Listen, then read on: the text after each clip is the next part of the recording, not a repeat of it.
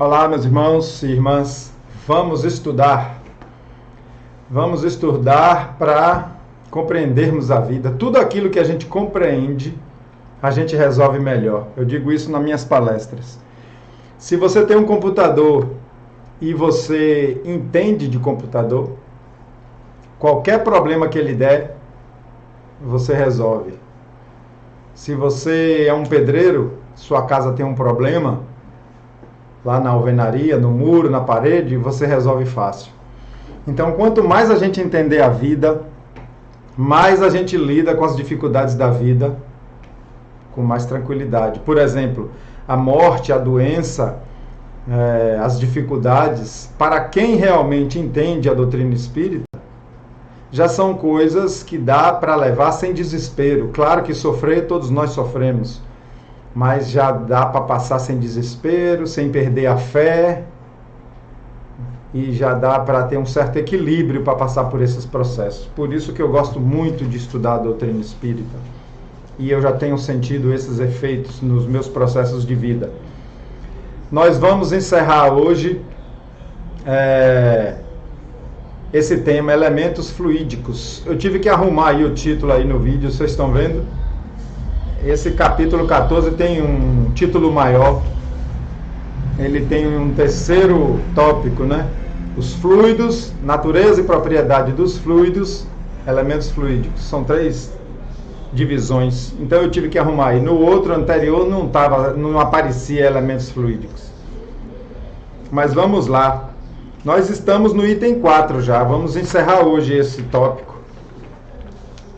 E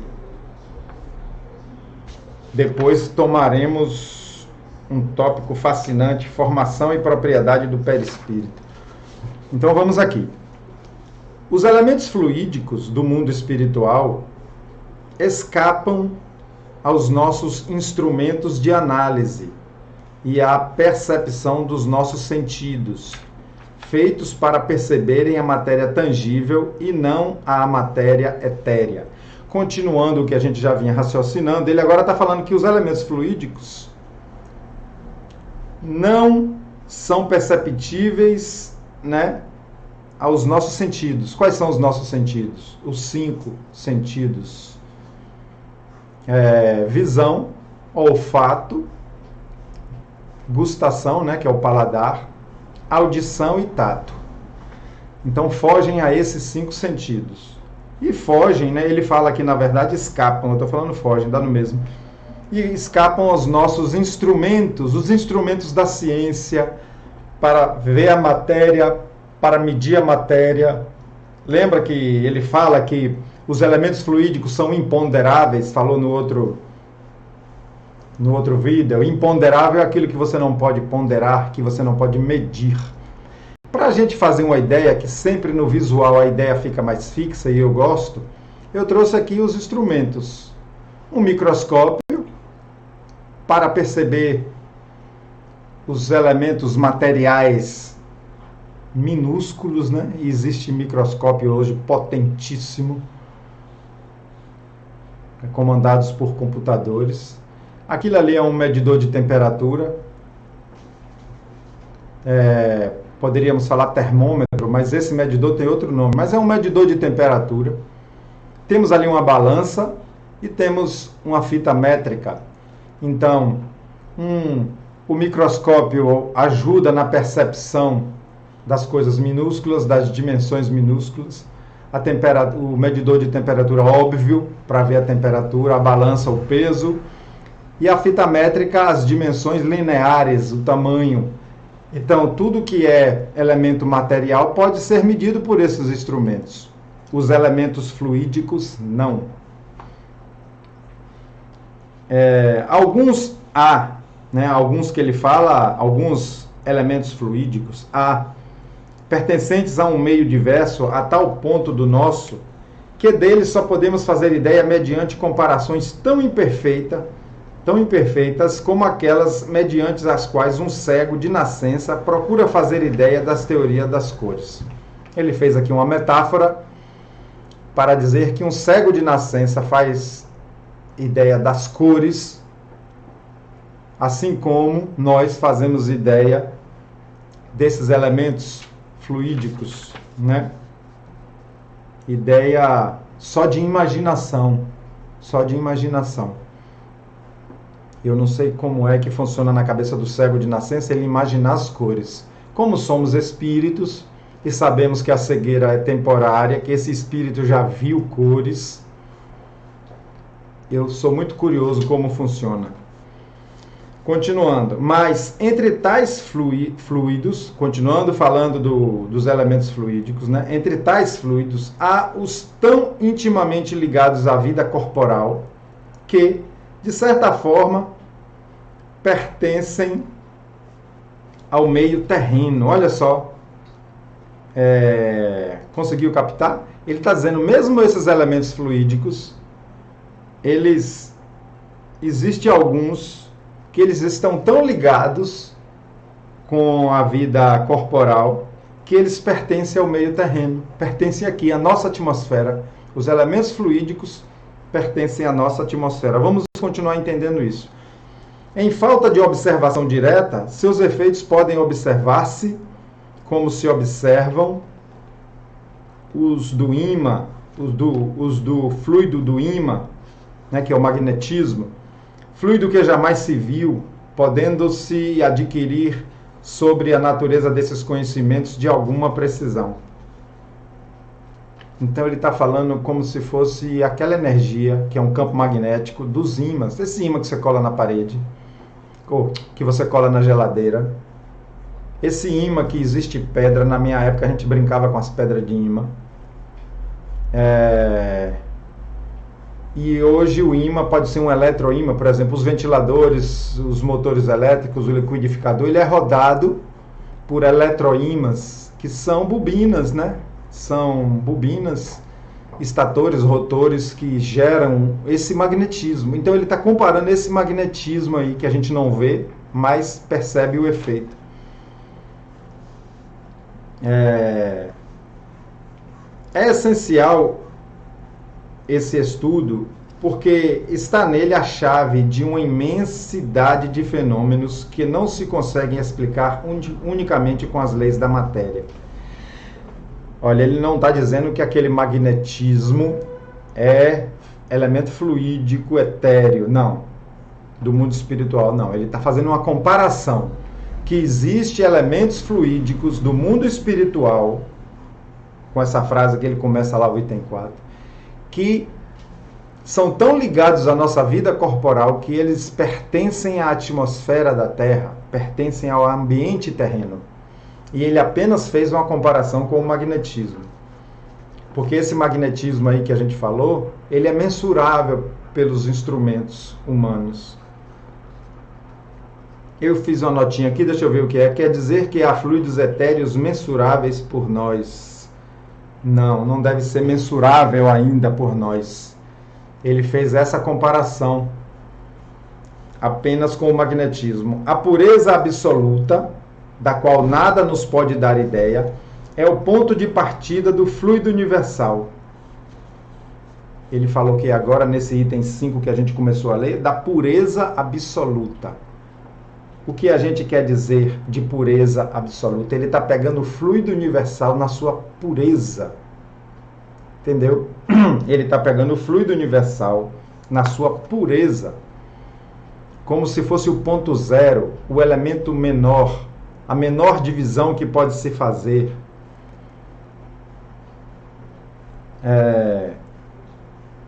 É o ponto de partida do fluido universal, né? O ponto oposto é o em que ele se transforma em matéria tangível. Entre esses dois extremos, dão-se inúmeras transformações, mais ou menos aproximadas de um e de outro. Os fluidos mais próximos da materialidade, os menos puros, conseguintemente, compõem o que se pode chamar a atmosfera espiritual da Terra. Então ele volta a falar dessa atmosfera espiritual, não é a atmosfera material que está aqui, ó, que está aqui circulando no nosso ambiente, né? O hidrogênio, o oxigênio, o gás carbônico e vários gases. Não é essa atmosfera material, ele está falando de uma atmosfera espiritual que existe aqui, no nosso ambiente terreno, certo? E fluidos mais próximos da materialidade, os menos puros, conseguintemente, compõem o que se chama atmosfera espiritual da Terra. Então ele está falando os fluidos, ele falou do fluido puro, fluido cósmico universal na sua pureza, e ele agora falou de um fluido ainda espiritual, mas já grosseiro, que já passou por transformações, que já passou por vibrações diferentes, vamos chamar de contaminações, não sei se eu posso usar essa palavra, mas já é um fluido grosseiro, certo? É desse meio onde, igualmente, vários são os graus de pureza que os espíritos encarnados e desencarnados deste planeta aurem os elementos necessários à economia de suas existências. Olha só. Aurir é adquirir, pegar, absorver, extrair, né? Quando eu faço assim, ó, eu estou aurindo o oxigênio e outros gases juntos para dentro do meu pulmão. Isso aqui é aurir.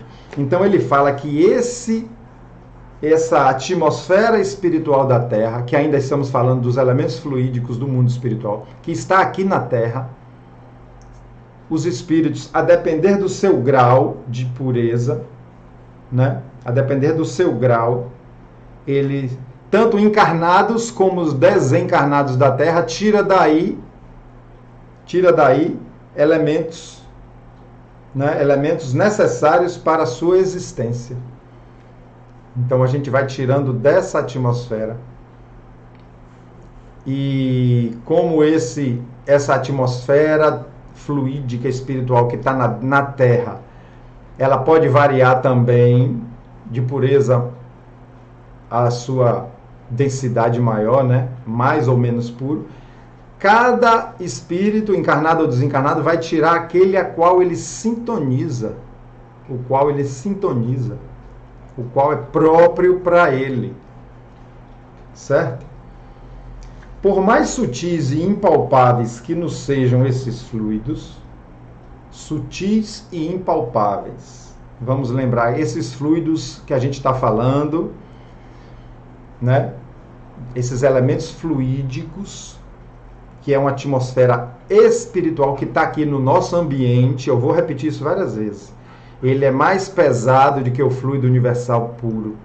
E ele está aqui. Eles não são mensuráveis, eles não podem ser medidos pelos instrumentos da ciência. Por isso foi bom eu botar essa foto aí. Pelo menos por enquanto, a não ser que essa ciência evolua, né? Vou repetir. Por muito sutis e impalpáveis que nos sejam esses fluidos, não deixam por isso de ser de natureza grosseira, em comparação com os fluidos etéreos das regiões superiores. Então, esse fluido que a gente está falando, estudando, para os espíritos mais superiores, ele é muito grosseiro. Ele é muito grosseiro. Quanto para nós, ele ainda é imperceptível, nós encarnados. Eu já vi um espírito que se manifestou numa médium para fazer um trabalho de cura, de passe. Inclusive, ele se manifestou em forma de preto velho. E ele falou, eu agradeci a ele depois do trabalho, e ele falou, meu filho, o velho vem toda vez que você chamar, que vocês chamarem. Mas está cada vez mais difícil penetrar na atmosfera terrena, meu filho. Olha o que foi que ele disse. Que está difícil, é como se nós entrássemos num lugar onde tem poeira e fumaça. Imaginem você, um lugar onde tem um incêndio, poeira e fumaça, e você tendo que passar ali no meio daquela fumaça, no meio daquela poeira, respirando mal, aquela fumaça quente, você tem que passar no meio. Eu faço essas comparações para a gente poder fazer uma ideia. O mesmo se dá na superfície de todos os mundos, salvo as diferenças de constituição e as condições de vitalidade próprias de cada um. Claro, tudo vai ter uma relatividade. O mundo é evoluído, ele tem uma atmosfera mais leve. Estamos falando de atmosfera espiritual. E tudo vai ser relativo ao nível de evolução de cada planeta. Quanto menos material é a vida neles, vamos lembrar de Júpiter, que é o planeta mais evoluído no nosso sisteminha solar, quanto menos material é a vida neles, tanto menos afinidade têm os fluidos espirituais com a matéria propriamente dita. Então, quanto mais puro, quanto menos grosseiro é essa atmosfera espiritual do planeta, menos ele tem afinidade com a matéria grosseira propriamente dita, né? Não é rigorosamente exata a qualificação de fluidos espirituais, pois que, em definitivo, eles, né, esses fluidos dos mundos superiores, são sempre matéria, mais ou menos quintessenciada. Então ele já está fazendo uma observação, ele mesmo chamou de fluido espiritual e agora ele está dizendo que não é rigorosamente exata a qualificação de fluidos espirituais. Porque ele quer dizer aqui que isso não é um fluido igual à energia do espírito em si, do espírito evoluído. Então, a matéria vai ser mais ou menos quintessenciada. E que palavra é essa quintessenciada? Uma coisa quintessenciada é aquilo que se obtém de mais puro após ter passado por 5 destilações. Por isso que fala quinto essenciada. Então, é uma palavra só, quintessenciada. No dicionário português significa isso. É como se você pegasse um café, um chá e passasse por 5 filtragens. Ele vai ficando mais limpo, né? É uma palavra derivada de quintessência. Então vamos lá. De realmente espiritual, só a alma ou princípio inteligente. Ele só está fazendo a correção na palavra, né? Ele está falando de realmente espiritual, só a alma ou princípio inteligente. Dá-se-lhe essa denominação por comparação apenas e sobretudo pela afinidade que eles guardam com os espíritos. Pode dizer-se que são matéria do mundo espiritual, razão porque são chamadas de fluidos espirituais. Então está bem entendido aí, né, gente? Temos o nosso planeta com a nossa matéria grosseira, com a nossa matéria sólida, que é energia densificada, né? Todos os objetos, tudo. Ainda no nosso planeta temos a nossa atmosfera invisível, que está aqui, hidrogênio, oxigênio, gás carbônico e outros gases, mas é matéria. Se a ciência pegar e levar para o laboratório, vê, dimensiona. E ainda tem energias, fluidos sutis como o magnetismo, esse ímã que está colado na sua geladeira aí, se você puxar, essa força que segura ele ali é o magnetismo, existe ali um fluido. A eletricidade que está correndo nos fios, aí para acender sua lâmpada, para lhe levar a energia elétrica, essa eletricidade também é fluido, é um fluido. Mas aí todas essas são do mundo material, certo? Existe o fluido do mundo espiritual, que é uma transformação do fluido cósmico universal, e a depender da necessidade, da utilidade do ambiente, esse fluido vai se tornando menos puro, mais denso, né, com sua vibração, com sua energia, para também estar compatível com a utilidade que vai ser feita dele. Então são essas duas diferenças entre o fluido espiritual e o fluido material.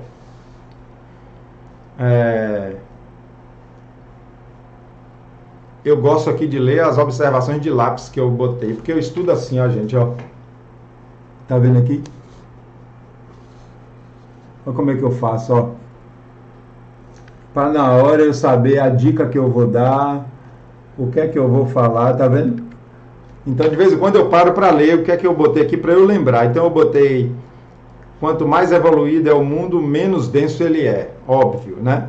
Cada mundo, cada planeta tem a sua atmosfera espiritual, mais ou menos etérea, já comentei isso. Aqui, então agora a gente vai tomar aqui, né, no item 6. Depois eu leio os outros dois que estão embaixo. Quem conhece, aliás, a constituição íntima da matéria tangível? Ó, ele perguntou, quem conhece a constituição íntima da matéria tangível? Isso aqui é um assunto interessante. Está desafiando a nossa ciência, porque a nossa ciência já conhece muito, já desceu, já viu os átomos, já viu os elétrons, os prótons, os nêutrons, já dividiu esses prótons e nêutrons em outras partículas, em quarks, em não sei o que eu já nem sei o nome. Ela já desceu bastante num elemento primitivo, né? Então, mas ele está perguntando, quem conhece? Ela talvez somente seja compacta em relação aos nossos sentidos. Prová-lo-ia a facilidade com que a atravessam os fluidos espirituais e os espíritos, aos quais não oferece maior obstáculo do que os corpos transparentes oferecem à luz. Então ele está dizendo, se eu estou pensando que essa parede aqui é densa, ele está dizendo que o espírito passa aqui por dentro porque ela não é densa, ela é uma peneira, ela é muito aberta para os espíritos. Vamos continuar, vamos ler esse item, essa observação 144 aqui. Hoje sabemos que a matéria parece ser compacta e impenetrável em razão da repulsão elétrica que existe entre os átomos que a constituem, impedindo que os seres e objetos materiais se interpenetrem. No mais, a massa do átomo se concentra no seu núcleo. Seríamos então um grande aglomerado de moléculas. Tá vendo aí? Ele está mostrando aqui que é um processo de repulsão atômica, né? Isso é afinidade química. Se você aproxima um átomo do outro, eles podem se atraírem, se colarem ou se repelirem. Então ele está dizendo, quando minha mão bate aqui e não penetra, é porque os átomos da minha mão estão sendo repelidos pelos da parede. Mas se você pega um átomo de hidrogênio, de oxigênio, eles se unem, porque eles um precisam do outro, pela composição ali da sua eletrosfera, eles se atraem, aí, tanto que a molécula da água é H2O, né?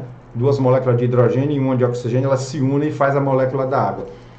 Isso é uma coisa de química básica que eu lembro pouco, mas que explica por que a gente pensa que isso é denso, que isso é duro. Vamos, daqui a pouco, dar uma olhada no átomo do gás carbônico, para a gente entender isso.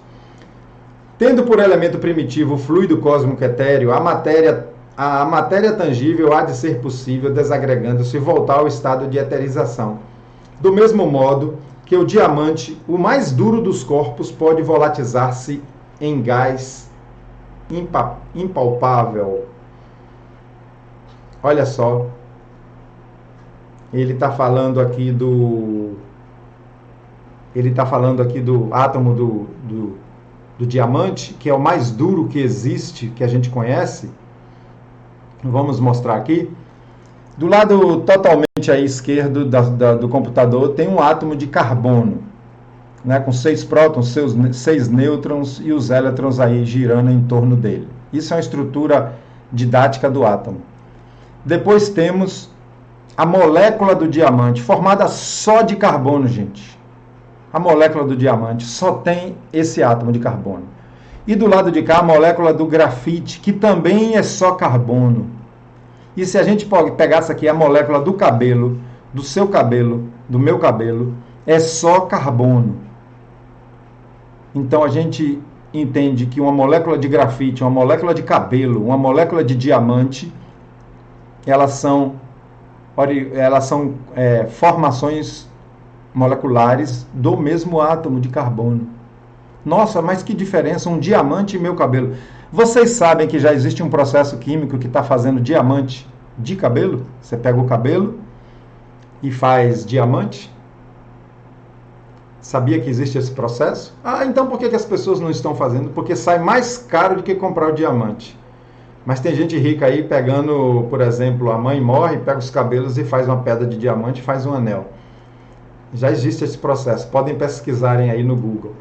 Então, gente, agora imaginemos que a gente pegue aqui e olhe para essa molécula sozinha aqui do lado esquerdo, esse átomo de carbono. Se a gente desmanchar ele todo, se a gente separar esses prótons, esses nêutrons, esses elétrons, e se a gente quebrassem essas partículas e achasse coisas menores, e quebrassem essas coisas menores, o fim disso seria o fluido universal, o fluido cósmico universal, que é a matéria de tudo. Lembrando um conhecimento básico da doutrina, no universo só existem 3 coisas. O fluido cósmico universal, que é a matéria, o princípio inteligente, que é o princípio espiritual, o espírito, e Deus, que a gente ainda não compreende, não tem cognição, intelectualidade para compreender ainda. Só existe, tudo deriva dessas 3 coisas. Tudo é composto por essas 3 coisas. Vamos terminar aqui, está chegando ao fim. Na realidade, a solidificação da matéria não é mais do que um estado transitório do fluido universal, que pode volver ao seu estado primitivo quando deixam de existir as condições de coesão. Foi o que eu acabei de dizer, se a gente desmanchasse aquele átomo, ia chegar no fluido universal. Tudo, qualquer átomo que você pegar, átomo do ferro, do hidrogênio, do oxigênio, da platina, do carbono, qualquer um que você lembrar aí o nome, do manganês, do magnésio, se você desmanchar, ele vai, as suas partículas, e o fim seria o fluido universal. Percebeu que isso aqui é um grande palco de teatro montado para os espíritos reencarnarem?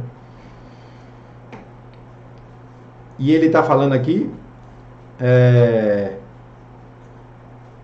desse átomo de diamante, que é o mais duro que existe, conhecido pela ciência. Quem sabe mesmo se no estado de tangibilidade, é isso aqui, ó, tangibilidade, eu posso pegar, tanger nele, né? Tocar. A matéria não é suscetível de adquirir uma espécie de eterização que lhe daria propriedades particulares. Certos fenômenos que parecem autênticos tenderiam a fazer supor esse estado. Ainda não conhecemos senão as fronteiras do mundo invisível. O porvir, sem dúvida, nos reserva o conhecimento de novas leis, que nos permitirão compreender o que se nos conserva em mistério. Então ele está dizendo que aqui na Terra a gente só conhece essas fronteiras com o mundo espiritual. Muito disso por causa da doutrina espírita. Mas ele fala que no porvir muitas novidades nos reservam, né? Muitas novidades nos esperam. Lembrei agora daquela frase aqui, deixa eu ver se eu lembro ela toda direitinho, de um filósofo. Na natureza, não, essa é de Lavoisier. Há muito mais mistério entre o céu e a terra de que a nossa vã filosofia pode imaginar. Olha só que ele está falando da nossa imaginação, que é a coisa mais livre que tem. Eu posso imaginar aqui uma girafa, um elefante voando e cantando parabéns. Eu posso imaginar aqui. Então é a coisa mais livre que tem. Então eu posso imaginar aqui um cachorro com cabeça de galinha. Olha só como a imaginação é livre. E ele está dizendo aqui que nem a nossa imaginação pode saber o que nos reserva aí esse mundo de Deus, essa criação, e a gente às vezes é tão tirado a sabido, não é isso? Gente, encerramos aqui esse tópico, elementos fluídicos. É um capítulo, como eu falei, complexo, porém fascinante e rico. Podem colocar aí, gente, dúvidas, opiniões, correções, tá bom? Um grande abraço para todos. Jesus esteja sempre nos intuindo através do nosso anjo da guarda, e que esses espíritos do bem estejam sempre em nossos lares, nos protegendo e nos ajudando. Um grande abraço, gente.